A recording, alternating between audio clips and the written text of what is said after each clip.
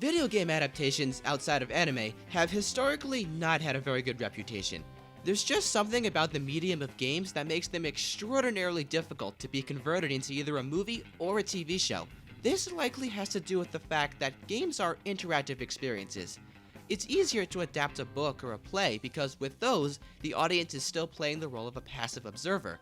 A video game, on the other hand, requires direct input from the player, which means the experience is going to be far more personalized, since no two people's playthroughs will ever be exactly the same. Games are also a medium that are supposed to be consumed in smaller intervals over the course of several weeks or even months, so condensing the story of a 50-hour game into a 2-hour film that's meant to be watched in one sitting is no easy task. This is why the shows have fared a little better, but another problem with these adaptations is that so many of these big Hollywood studios seem to only have the most surface-level understanding of the games they're trying to adapt. Instead of trying to make something actual fans of these franchises would appreciate, they take the source material and water it down in order to appeal to the broadest possible audience. Now, some of these movies can definitely still be a blast to watch, but no one's gonna try and argue that they're actual well-crafted films. But recently, two movies came along that seemed to finally buck this trend: 2019's Detective Pikachu and 2020's Sonic the Hedgehog. Not only did they both do decently well with critics, but fans, by and large, deemed them as respectful adaptations with genuine thought and care put into them. These two movies have a lot of weirdly specific things in common. They both star wisecracking CG animals with electrical powers voiced by well-known comic actors. They both feature human sidekicks whose names differ by only one letter. They both have a sequence where the protagonist gets injured and the sidekick has to carry him to safety. They even both do a joke about the protagonist getting gas from his favorite food or beverage. What is that? Silent but deadly. Apologies, my tummy's bad from all the coffee. No, ew, get off. Oh, that's awful. What did you eat? I think it's called a chili dog? But what I want to do here is compare these two movies on a broader scale, looking at things like characters, story, and world building to determine which one comes together as the overall better adaptation. So I should make clear right off the bat that I genuinely do like both of these movies. Now, they're nothing outstanding, and the fact that they're attached to two of the most famous game franchises of all time play no small part in elevating them beyond fairly generic kiddie movies. But they're still both solidly enjoyable, and as far as video game movies go, these are easily the best we've gotten so far, and a very promising step in the right direction for game adaptations as a whole. So let's just dive right into things and look at the characters. Obviously, we should start by comparing the two titular protagonists. Now, Detective Pikachu is a bit of a strange case since Pikachu is really more of a mascot than he is a full-fledged character. Yeah, there's Ash's Pikachu from the anime, but even he still looks, sounds, and acts exactly like every other member of his species. Detective Pikachu himself isn't exactly a beloved character that fans feel a strong attachment to, having only actually appeared before this movie in a single spin-off title on the 3DS. In the Detective Pikachu game, he had something of a big city loudmouth kind of personality. For the movie, Ryan Reynolds is pretty much just using a PG version of his Deadpool shtick for his take on the character. And you know what? It works! I know everybody was pushing hard for Danny DeVito to voice him, but there's no denying that going with Ryan Reynolds made a ton of sense. He has impeccable comedic timing, and knows how to play a character who's snarky and obnoxious to other characters, but never to the audience. I found myself pretty consistently chuckling at almost all of his quips, and even the jokes that weren't particularly sharp were just naturally elevated by the amount of energy Ryan put into his performance. But Pikachu isn't just a non-stop joke machine. He can still be quieter and more serious when the movie needs him to. For instance, the moment he shares with Tim on the bench is genuinely heartwarming. But the one real problem I have with Pikachu in this movie is that he doesn't really have any kind of well-defined character arc. The closest we get is the part towards the end where he storms off because he's afraid of hurting others, but that honestly felt like it came out of nowhere. So yeah, Detective Pikachu is no ogre. He ain't got a lot of layers. But he's still undeniably a blast to watch on screen. Sonic, on the other hand, is a character who's been around for decades, which means that fans have a much better idea of how they want to see him be represented. In his series, Sonic is confident, fiercely independent, and always on the move. He has a strong sense of justice and always wants to help those in need, but can also be very impulsive and childish at times. His film incarnation is in some ways similar to this, but in other ways quite a bit different. This version of Sonic is still energetic and good-hearted, but the demeanor he gives off is less snarky teenager than it is hyperactive little kid. His backstory is that he was forced to flee his home planet because he was being constantly hunted for his powers. He spent years living in hiding in a small town called, what else, Green Hills, and as a result, has become incredibly lonely and yearns for any kind of companionship. This is a Sonic who's a lot more sensitive and insecure than what fans are used to. If anything, you could say he switched personalities with Tails given how confident and determined the latter seemed to be in that mid-credits scene. But for what this movie was going for, I think this new take on the character was pulled off quite well. He maintained the core attributes of what makes Sonic Sonic, while also having an identity distinct from his game counterpart. And that's in no small part thanks to the performance given by Ben Schwartz. Now, Roger Craig Smith does a perfectly fine job voicing Sonic in the games, and I would have had no problem if Paramount had brought him on for the movie. But if they were going to go with somebody more mainstream, I'm very glad they decided to cast an actor who made sense for Sonic, instead of some flavor of the month celebrity. Ben Schwartz has a track record of playing very high energy characters, so giving him the role of Sonic honestly felt like a match made in heaven. But I've got to address the obvious question. Would I have still enjoyed this version of Sonic had they kept his nightmarish original design? And the answer is, I'm really not sure. He would have been partially saved by the amount of heart Ben put into his voice work, but then again, those emotional beats would not have landed nearly as well because of how much less expressive the old design is compared to the new one. So that covers it for our protagonists, but we still need to talk about the supporting characters. In Detective Pikachu, the other major player is Tim Goodman, a former Pokemon trainer who's trying to lead a safe, quiet life before getting news of the supposed death of his father Harry and heading off to Rhyme City, where he and Pikachu cross paths. Now, going into this movie, I was fully expecting Tim to be the obligatory, bland human sidekick seen in so many other CG talking animal kitty movies, but that turned out not to be the case at all. I never saw Justice Smith in anything before this film, but I've gotta say, he seems to have a lot of charisma. He gives Tim this kind of amusingly awkward demeanor that makes him fun to watch even in scenes where he isn't paired up with Pikachu, and when the two are together, they play off one another really well. His bond with Pikachu also helps him grow as a character as he learns to stop pushing other people away. We also have Lucy Stevens, and she was just kind of there, to be honest. The actress playing her was going for the hungry young reporter with a nose for a story kind of vibe, but I felt like she went just a little too hammy with her performance. And I know that 99% of movies just have to have some kind of romantic subplot, but I really just wasn't feeling much chemistry between her and Tim. But still, she never actively brings the movie down in any way. Plus, her side-up companion is responsible for one of the funniest moments in the whole film. The only other character with any real significance was the antagonist, Howard Clifford, who was pretty much just a combination of different villain tropes. Uber-rich corporate mogul? Check. Disabled person desperate to cure himself by all means? Check. Crazed genius who wants to force his vision for humanity's future onto the world? Double check. He got the job done when it came to providing a conflict as well as a pretty climactic final battle, and his son actually served as a pretty good red herring. But as far as bad guys go, this one isn't winning any awards for originality. Oh, and I guess there's also Mewtwo, but he's honestly more of a plot device here than anything else. The Sonic movie's equivalent of Tim would be Tom Wachowski, a small-town sheriff who plans on moving to San Francisco to join the SFPD. And, just like Tim, I was pleasantly surprised by how not bored I was by him. James Marsden is obviously a talented actor, and this is a role he could have easily just sleepwalked through. But no, he seemed to genuinely be having a good time here. All throughout the movie he makes these really great snarky deadpan remarks to both Sonic and Robotnik. And I like how both he and Sonic found things in each other that they've always wanted. Sonic finally has a friend, and Tom is finally able to help someone in actual real danger. There's not all that much I have to say about his wife Maddie besides that I'm glad she was portrayed as supportive of Tom instead of being made into the stereotypical nagging spouse. There are also a few surprisingly funny side characters like Crazy Carl, Tom's deputy, and Maddie's sister and niece, with the latter having a really cute moment where she gives Sonic his iconic red shoes. But the real ace up this movie's sleeve is Jim Carrey's Dr. Robotnik, aka Eggman. I'm a huge Jim Carrey fan, but he hasn't really been in all that much lately, and the roles he has taken in recent years have generally leaned more towards the dramedy side.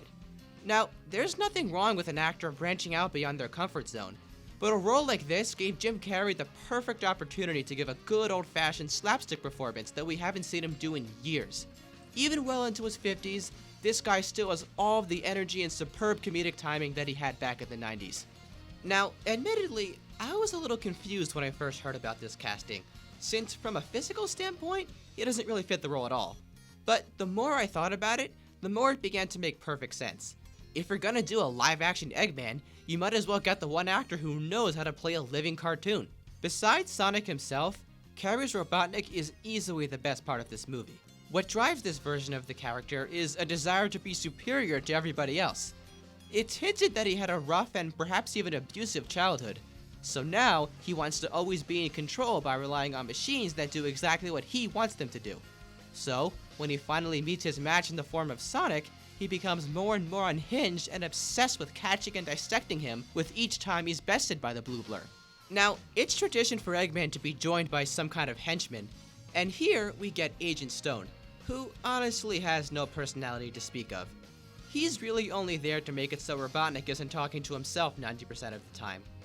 Now, of course I've got to bring up Tails, and while it's a bit disappointing to see such a prominent character from the games be relegated to sequel bait, from what we did see of him, it's safe to say that he isn't going to be the hapless coward that Sonic Forces made him into. And finally we have Longclaw, who was introduced as Sonic's caretaker back on his homeworld. She was a character I really wanted to learn more about, but she's out of the picture less than 2 minutes into the film.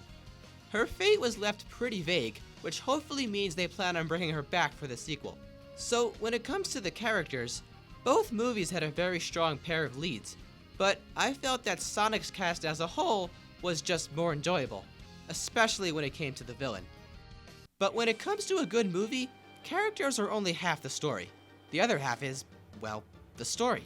Now, I haven't played the Detective Pikachu game, but I did look up a summary of its plot prior to making this video, and the general gist of the story is carried over to the movie.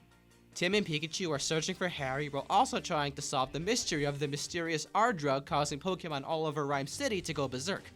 But when compared to the game, the plot of the movie is a lot more streamlined. This goes back to my point of film adaptations being forced to condense the plots of the games they're based on, but I think Detective Pikachu did the best it could to trim the fat while maintaining the most important story beats. Now, I know this is a kid's movie, and I was never expecting something Sherlock Holmes caliber when it came to the mystery, but I still feel like some stuff could have been better explained. The biggest twist of all, as well as the biggest difference from the game, is that Detective Pikachu turns out to be an amnesic Harry Goodman, whose consciousness was merged by Mewtwo with that of his pet Pikachu after he helped Mewtwo escape from the lab he was being held in. But why exactly did Mewtwo do this? Was it the only way to keep Harry alive after the car crash? Because if that was the case, I have no idea why he seemed completely fine after getting his body back at the very end. And why did Mewtwo wipe Harry's memories if he supposedly wanted him to warn people about Clifford's plan? Is that just an uncontrollable side effect of his fusion powers? We never know. And speaking of his plan, that's another thing that differs quite a bit from the game. Instead of simply wanting to further his own wealth and power, Clifford wants to use a neurotransmitter to take control of Mewtwo in order to fuse all human beings with their Pokemon. It's definitely a unique twist, but you gotta wonder how this could have worked for people who didn't actually own Pokemon. And you tell me why he didn't think to keep his body in a more secure place than his office where Tim was able to just come in and yank the device off his head. Another thing about this movie that might have rubbed some fans the wrong way is the fact that Detective Pikachu is nowhere close to a traditional Pokemon story. In fact, there's hardly any battling to speak of save for the ending and one brief sequence towards the middle. But the reason why I had no problem with this not being a movie about training and catching and battling Pokemon is because we've been getting those for over 20 years. I, for one, found it very refreshing to see a story set in the Pokemon world that isn't about another trainer who wants to be the very best. It helps flesh out this universe and show there were people who do things other than train Pokemon all the time. Sonic, on the other hand, plays it quite a bit more safe, essentially taking key elements of the franchise and running it through the mainstream Hollywood kids adventure movie machine. Granted, those key elements are very respectful to the source material, which is what makes this so much better than most other video game movies. But when it comes to the actual plot, there's very little we haven't seen in tons of other kids' movies. You've got the tragic loss of a parental figure, the buddy road trip, the alien getting used to life on Earth, and the protagonist saving the day thanks to the power of friendship. But something I will give the movie credit for is how it handled the relationship between Sonic and Tom, and how it was able to create tension between the two in a way that made sense. You see, a lot of movies have what some call the third act breakup. You know what I'm talking about. It's the point in the film where the main characters have some sort of falling out, mope around for a little while, and then make up just in time for the climax. Sometimes it works, while other times, like in Detective Pikachu, it feels really forced. Towards the middle, Tom talks about his decision to leave Green Hills, which Sonic takes more than a little personally. When I first watched this, I thought Sonic was being an enormous prick. I mean, who is he to shame a guy who's known him for less than one day about following his dream? But the more I thought about it, the more his reaction made sense to me. Sonic was forced to leave his home and spend years living in the shadows, so the idea of Tom choosing to leave a place where he's beloved by so many seems unthinkable to him. And so while the two do have some friction created between them at one point, it thankfully never results in either of them dramatically storming off for about 5 minutes. The part I didn't like was Tom's decision in the end to stay in Green Hills after all. You see, his whole thing is that he feels useless in his position as sheriff in a town where nothing ever happens. He spends his days jump-starting cars, cleaning out gutters, and retrieving bagels stolen by ducks. Tom is the kind of guy who wants to help those in need, which is why he wants to go somewhere like San Fran to put his skills to better use and help people in actual danger. I get that him helping Sonic is supposed to represent that kind of usefulness he was looking for, but still, why would he just turn down something he's been working his whole life for? It all seems really pandering to the whole small town values narrative. Who needs a better job and new experiences when you could just stay in one place for your whole life? What a monster you are for having any dreams or ambitions! So yeah, it goes without saying that the story is easily the Sonic movie's weakest link. It really is little more than a vehicle for character moments, action sequences, and jokes, which is fine for the kind of movie this is, but I was definitely more invested in what was actually happening in Detective Pikachu. Even if that movie's plot had a lot more holes, I still appreciate that it didn't play it quite as safe. Another major aspect of both these films is the comedy. At the end of the day, these are movies meant for kids, so of course they're both trying to crack as many jokes as possible. And fortunately, the vast majority of the jokes in Detective Pikachu do indeed land. Pikachu is obviously the source of most of those laughs, but Tim has some pretty great lines too. Something I definitely wasn't expecting was how some of the jokes had a bit of an edge to them. Pikachu has a really great line about climate change, and we even got a drug innuendo at one point. All in all, I'd say this film had me chuckling pretty consistently, and there wasn't really anything that made me cringe, but there were only a handful of moments that I truly laughed out loud at. Sonic, by comparison, is a lot more hit or miss. Now, when it is funny, it's easily the funnier of the two films, and that's largely thanks to Robotnik. All of his lines and mannerisms and facial expressions are classic Jim Carrey through and through, and I couldn't love it more. And not only does Sonic have plenty of great one-liners, but his super speed is also the source of tons of terrific visual gags, with the highlights being his game of baseball with himself and the Quicksilver-esque bullet time sequence. Tom has quite a few priceless exchanges with Robotnik, and even Maddie has her moments. So yeah, when the humor lands, it really lands, but when it doesn't, it really doesn't. I definitely did not need to see Sonic audibly fart or do the floss. Twice. The film is also riddled with pop culture references, which isn't inherently a bad thing, but they can be very immersion-breaking in a movie like this, and a lot of them aren't particularly clever. For instance, there's this one moment where Tom's partner is like, "There are these guys here who remind me of Men in Black, but way less funny and charming than Will Smith." Like, that's not even a joke, you're just shilling for Will Smith. And don't even get me started on the product placement. It's like a ride in an amusement park! You mean like at Universal Studios? Cha-ching. I get that movie studios gotta pay the bills, but there had to have been a way of implementing this product placement without bringing the movie to a screeching halt to promote Olive Garden and Zillow. Also, if you're gonna promote a restaurant chain in a Sonic movie, why not promote the one that actually shares a name with him? So overall, Detective Pikachu is more consistent with its humor but rarely laugh out loud funny, while Sonic has the biggest laughs, but also the biggest groaners. So I'm gonna have to call this one a dead tie. Next, I want to compare what these two movies achieve in terms of world building, Easter eggs, and overall faithfulness to the franchises they're based on. Now, I found Rhyme City to be a very interesting and atmospheric setting. The movie really nailed that neo-noir vibe with all the dim lighting, neon signs, and unusual geometry. But what really brings this city to life is all of the Pokemon that inhabit it. You can tell that the people behind this film did their homework because these Pokemon aren't just randomly scattered around in the background. They're actually integrated into the world in ways you'd expect them to be. We see a Charmander heating up a frying pan with his tail, a Machamp patrolling traffic, a Ludicolo serving coffee, and a Loudred working as a DJ. Tim would also sometimes demonstrate his knowledge of Pokemon by talking about stuff like type advantages, Mr. Mime's invisible wall ability, and the fact that Cubones wear the skulls of their dead mothers. Yep, that's true. Look it up. We even get some nods to the anime, like Pikachu singing the theme song and Jigglypuff getting ticked off whenever her singing puts people to sleep. With Sonic, the Easter eggs are there, but they're a lot more subtle. The town of Green Hills is of course named after the series' most famous level, but we also see a sign at one point for Hilltop Road.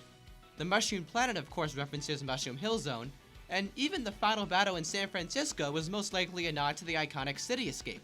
And as cringy as that fart joke may have been, it was admittedly a nice touch for them to reference Sonic's love of chili dogs. The movie even manages to sneak in some of the most well-known memes to come out of the series. And perhaps the most clever nod to the games has to do with Sonic's rings. In the games, he drops the rings he's collected whenever he takes damage. And in the movie, there are a few times where Sonic drops his rings after getting hurt, complete with the recognizable sound effect. Now, while there is a good amount of fan service to be found here, the actual world most of the film takes place in is very, very dull. And that's because it's set in the real world. The Sonic series is home to a wide variety of unique and memorable locations, but this movie trades that all in for a suburban town and a sports bar. And the abundance of pop culture references ensures that you never forget this is supposed to take place in our world, which only draws attention to the weird fact that Sonic the Hedgehog just so happens to be the one and only piece of pop culture that I guess just never existed for some reason. The only interesting set pieces appear for very brief periods of time towards the very beginning and very end. And to be fair, how this movie ends does seem to very clearly be setting up a sequel that takes us beyond Earth. And that brings me to my final point, sequel potential. Sequels to both these movies have already been greenlit, but to be honest, I really have no idea where Detective Pikachu sequel was going to go.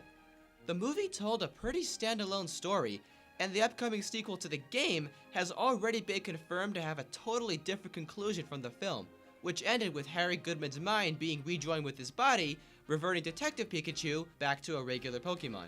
So unless this sequel was just going to be about Tim and his dad solving another mystery, in which case there'd be no point of even calling the movie Detective Pikachu anymore, the writers are going to have to find some excuse to make Pikachu talk again. And even so, is Tim going to be calling him Dad throughout the whole movie? Because that would be weird. All I'll say is this. If they aren't planning on introducing a talking Pichu sidekick voiced by Tom Holland, then what even is the point? By comparison, Sonic sets down the foundation for an exciting sequel from minute one. The brief amount of his backstory we did see left me with so many questions that I really hope are answered. How did Sonic get his speed? Is he the last of his kind? What's the deal with the Echidna tribe? Was Knuckles a part of it? And what happened to Longclaw? Now, in the scrapped alternate opening, she actually came to Earth with Sonic and passed away sometime later.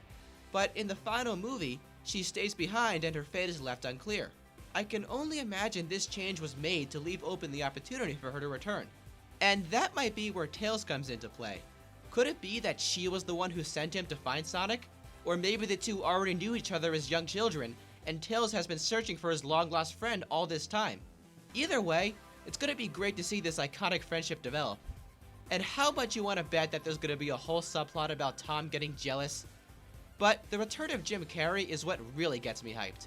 By the mid-credits scene, he's gone full Eggman, bushy mustache and everything. If what we saw here was a semi-grounded take on the character, I can only imagine how much fun Jim is gonna have playing the over-the-top mad scientist we know and love from the games. We can even hear him begin to channel his inner Mike Pollock with his voice. Reconnaissance! Come on, that's hilarious! What's the matter with you? While the movie we got was good, this sequel has the potential to be truly great. Clearly, Detective Pikachu and Sonic the Hedgehog have their own strengths and weaknesses. Pikachu succeeds more on a story and world-building level, while Sonic has a stronger cast of characters and more potential for a bigger, better sequel. And I found the two movies to be pretty much equally funny. But at the end of the day, these are both solid, fun movies that could be enjoyed by both a wider audience and dedicated fans of both these franchises. But if I had to pick one I'd rather rewatch, I guess I'd go with Sonic simply because that's the series I'm personally a bigger fan of. Slowly but surely, we're seeing the quality of game adaptations, both movies and shows, begin to improve. And I think this has to do with the fact that we're finally at a point where people who grew up playing these games are now old enough to be working in the entertainment industry, as opposed to the 90s and 2000s where it was just a bunch of old guys in suits sitting in an executive room being like, "Hey, the young people like this thing, so give it a show or movie." I believe that the medium of video games is just as much of a legitimate art form as cinema, literature, or theater. So I'm really happy to see adaptations that are treating the source material with the proper amount of care and reverence. And we could only hope that this momentum continues with the upcoming Mario movie. Seriously, Illumination, do not screw this up. I'll stuff you all in the car.